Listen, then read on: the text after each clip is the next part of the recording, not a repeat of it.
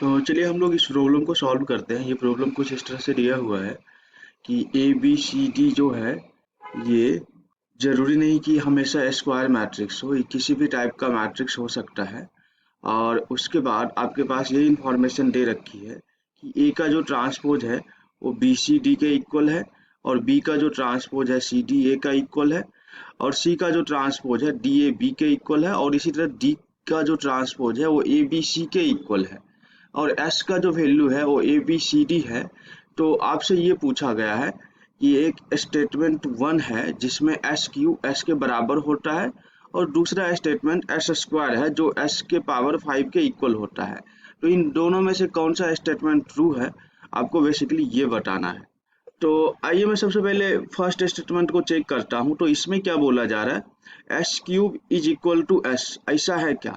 तो इसके लिए क्या करेंगे हम लोग, ये जो एस है ना इसका क्यूब करके देखेंगे। तो जब हम लोग एस का क्यूब करेंगे तो ये बेसिकली क्या हो जाएगा, A B C D multiplied by A B C D.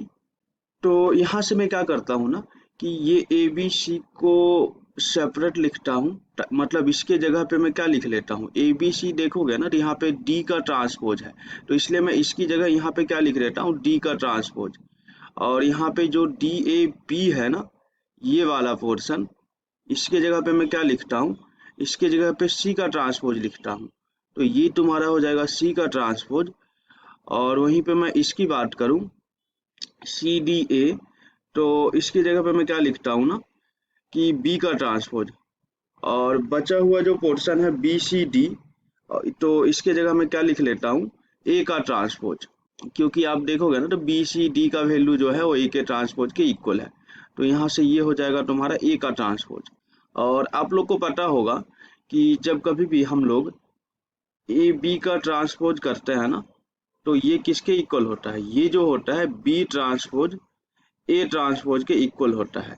इसी तरह दो या दो से ज्यादा मैट्रिक्स का प्रोडक्ट होना तब भी ये वाली रूल अप्लीकेबल होता है। जैसे कि मैं इसके लिए बात करूं, यहाँ पे जो ये दिया हुआ है तो इसको मैं ऐसा भी लिख सकता हूँ, ए बी सी डी और इस पूरे का ट्रांसपोज, और वापस ओपन करोगे ना तो ये कुछ ऐसा ही हो जाएगा। और अगर मैं यहाँ पे इस बी सी डी की बात करूँ तो ये किसके इक्वल है, बी सी डी जो है ना ये देखोगे तो आपका ए के ट्रांसपोज के इक्वल है। तो इसको हम लोग क्या लिख सकते हैं, ए के ट्रांसपोज, और कुल मिला के बोले तो ये क्या है, ए इंटू ए के ट्रांसपोज का फिर से ट्रांसपोज। और इस पे आप ये वाली रूल का यूज करोगे तो यहाँ से ये क्या मिल जाएगा, ए के ट्रांसपोज और इसका ट्रांसपोज, और यहाँ पे फिर से इस ए का ट्रांसपोज, क्योंकि ये वाला पार्ट इधर आया है और जो लास्ट में लिखा था वो पार्ट पहले आया है। और आपको पता ही है किसी भी मैट्रिक्स का ट्रांसपोज लोगे तो वही मैट्रिक्स हो जाएगा, तो ये तो ए हो जाएगा। और ए के ट्रांसपोज की बात करें ना तो ये क्या है, बी सी डी।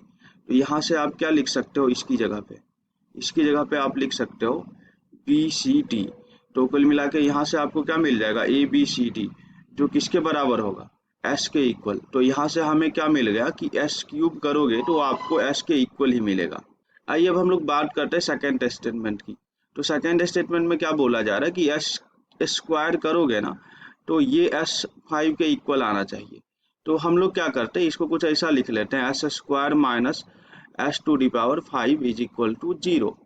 अब यहाँ से मैं एस स्क्वायर को कॉमन लेता हूँ, तो एस स्क्वायर को कॉमन लोगे तो यहाँ पे आई बच जाएगा। मैट्रिक्स में आइडेंटिटी मैट्रिक्स आई बचता है ना कि 1। और ये आपका क्या हो जाएगा, S cube is equal to 0। तो देखोगे ना तो इन दोनों का प्रोडक्ट क्या है, 0 है। तो इसका मतलब एस स्क्वायर तुम्हारा 0 होगा, या फिर क्या होगा, S cube minus I is equal to 0। तो अगर ये 0 होता है एस क्यूब का वैल्यू क्या आ जाएगा, आई आ जाएगा। आई बोले तो आइडेंटिटी मैट्रिक्स। और अभी अभी जस्ट हमने ये प्रूव किया था कि एस क्यूब जो है ना वो एस के इक्वल है, मतलब हमने फर्स्ट स्टेटमेंट को देखो यहाँ पे ट्रू किया है। तो इसका मतलब ये वाला चीज तो यहाँ पे नहीं होने वाला है, ये तो होगा नहीं, मतलब एस स्क्वायर 0 के इक्वल होगा, आई के इक्वल नहीं होगा। तो इसका मतलब ये जो स्टेटमेंट है ये स्टेटमेंट गलत हो जाएगा। तो इसका आंसर क्या हो जाएगा, statement first is a true and statement second is a false. तो बी ऑप्शन जो होगा अपना करेक्ट आंसर होगा।